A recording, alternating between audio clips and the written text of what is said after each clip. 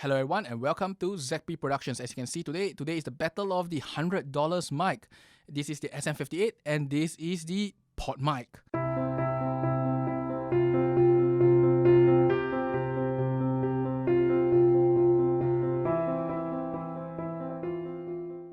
I'm Richard and welcome to ZP Productions, and today we'll be looking at the SM58. This is a mic that I got really recently, and that's because I want to compare with the Podmic, which is both of them are dynamic mics in nature. Now, this SM58 itself is something I purchased because it's really affordable, and let's take a look at it by looking at the box first. So when I open the box, there is really nothing much inside. There is a lot of like papers, and you'll see the mic itself wrapped in a bubble wrap. Okay, the mic itself comes with a mic holder, and then there is a bag, and it also comes with an additional Velcro with like Shures logo on it. I'm thinking that is maybe probably to tie up the XLR cables or something along the line. Now, that's about it for the packaging itself. The SM58 is a very well-known mic. It is also one of the most counterfeited mic in the market. If you go online, you can see this mic everywhere on eBay, and they call it the inspired version. So do not buy the inspired version, and do not buy a mic that is half the price of the original. The SM58 costs 150 Sing dollars, or about 100 USD. If you go online and see something of 50 USD, 40 USD, that is probably the inspired version. You can probably buy almost every replacement part on the SM58 easily from Taobao or China, and they are really cheap. Now, that being said, they are cheap, but that doesn't mean they are good. So take it with a pinch of salt. Do not buy things that you probably will throw away. So before we start on the test, let's talk a little bit on the mic itself. Now, the mic is a cardioid mic. It's facing towards me now, and it is a really simple construction mic. It is probably one of the most well-known designs that you can get out there. When it comes to the frequency graph itself, the SM58 has a roll-off. Before the 120 Hz, you can see that the roll-off is quite obvious, and it remains relatively flat till about 2 kHz, and then there is a presence bump. Now, this presence bump have a dip at the end before falling off totally at 10 kHz, so pretty much you can't pick up any high frequency with this mic, or supposedly based on the frequency graph. Now, compared to the Podmic has a lot of little spikes on the presence boost, and that's maybe the reason why it sounds a little bit metallic to me at times. But, after this review, hear both of them and they make a decision on which is a better mic for you. Now, next, we move on to the test itself. The test is a really simple one. As usual, see the list of items I'm going to test here. It is going to be a really technical test. So, let's carry on with the test itself. As with all my tests previously, we will run both of these mics into the mix pre-tree, running at 55 gain for the Shures SM58 and 60 gain for the Podmic. All the tests will always be running the SM58 first, followed by the Podmic. So, the first test, which is the Plosives test. Peter Piper pick a pack of pickled peppers. Peter Piper pick a pack of pickled peppers. Peter Piper pick a pack of pickled peppers. Peter Piper pick a pack of pickled peppers. And the next test we will do is the proximity effect and distance test. This is the proximity effect of the SM58. This is at 3 inches. This is at 1 feet. This is at 2 feet. This is the proximity effect of the Podmic. This is 3 inches. This is about 1 feet. This is 2 feet. The next test will be the room ambience and the self-noise test.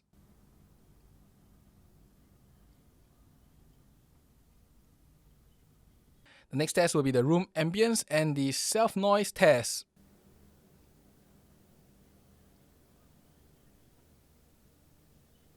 It has no shock mount and is directly mounted on the table itself. As you can see, it's going through a table stand. So I will knock in between the stand and the boom arm, so the sound will be approximately the same, I guess.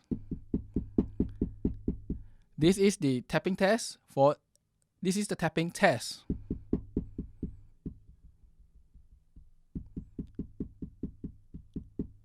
This is the keyboard test.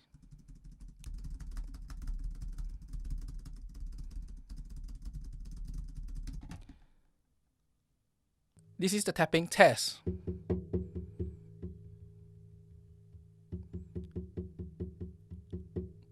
This is the keyboard test.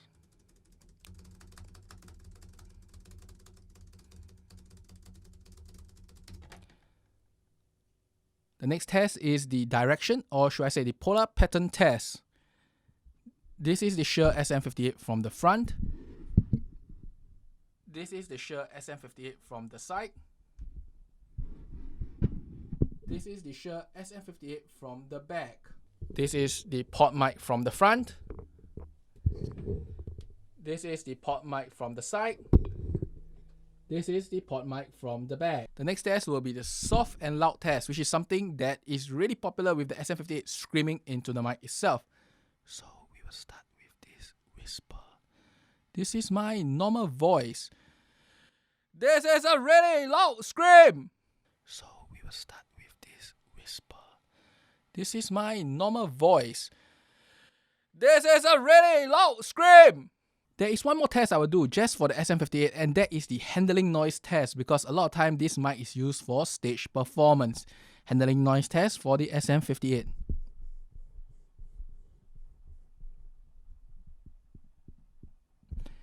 Handling noise test for the pod mic.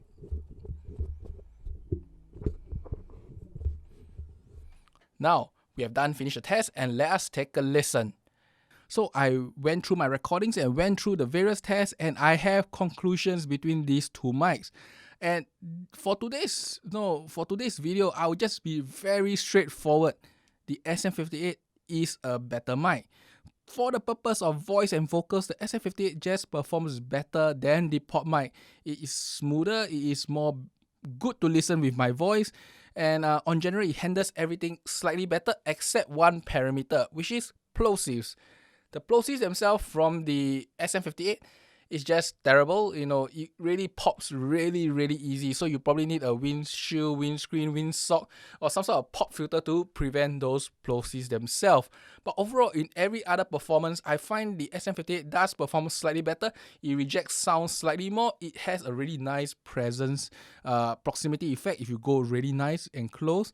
And when it comes to handling noise, it really doesn't have much handling noise versus the pod mic, which is really noisy. And if you bump into your table, bump into the arm, it creates a lot of noise, the pod mic itself. So overall, the SM58 is just a nicer sounding mic than the pod mic. But that being said, I also want to say for another conclusion on this $100 better, if you're going to just do it for videos and you just don't want to care on the processing itself, you just want to use a mic, speak whatever way you want, get really close, talk really close, I would say as the pod mic may be a better choice, because firstly, without any of the very obvious plosive effects, you can really get very close to the mic and talk into it directly. You don't really need to care about your mouth techniques. You can just blow, literally puff air into the pod mic, and it doesn't sound really bad. Therefore, most of the time, that will save your recording a lot. Unlike the SM58, you have to be a little bit more careful if you don't have pop filters and stuff. And even with pop filters, you have to be a little bit more careful. If not, if you directly push a gust of air into the SM58, yeah, that part of the recording is probably busted. The next thing is that I noticed when you actually hear it on lousy computer speakers, which is probably the case for most people. Most people will probably be listening your videos on lousy computer speakers, if not your handphone speakers, if not some really lousy earphones. I find that because of the sparkly or rough highs in the pod mic, it sounds clearer. It sounds, it's more discernible than the SM58. The SM58, if you ask me, some EQ probably can solve it. If you see the frequency graph, there is some fall off in the highs for the SM58. And I'm not sure whether is that the contributing factor, but definitely, if you ask me, on lousy speakers, lousy earphones, and lousy audio equipment, the pod mic actually sounds more pleasant because it has these really clear, very, very clear vocals that you can listen on speakers themselves. But on really good earphones and headphones, you can tell the difference. The SM58 is definitely a better choice. And if you have went through this entire video till now and seen my face, you will know that the SM58 does sounds better on my voice. It is so much smoother and so much more, enjoyable than the pod mic. The pod mic really makes my voice so rough, so metallic. It is really noticeable in this video itself. Now, that being said, I think that the $100 price range of mics are really interesting because every mic is a trade-off. So like the SM58 and the pod mic, they trade off their lower bass, and then the SM58 trade off their higher tones, while the pod mic kind of have weird spikes in the frequency chart so that they can make their vocals more obvious, more clear on lousy speakers and lousy earphones. Recording on the Boya itself is, I feel that it's really flat sounding, and it has a lot of headroom for EQ because it performs better all around in terms of most factors and rejects noise better. So if you ask me, the Boya may be a better choice if you want to sing into it. And the SM58 definitely will work for most people. It will work for male vocals definitely. But for female vocals, I'm not too sure because, it lacks that high presence. that is more apparent in the Podmic, and maybe that is a big deal. So I'm not too sure about that until I get a female singer in. Maybe I'll give a better conclusion on the SM58. But at least for today, for my voice, for my test, and for today's video, the SM58 is definitely the better choice than the Podmic for vocals. And you just need to be a bit more careful, put a Podmic or put some sort of thing to protect the mic itself from popping. And that's about it for today's video. If you like my content, do like and subscribe. If not, just follow on and see whatever video I have. And I will see you next time. Bye bye.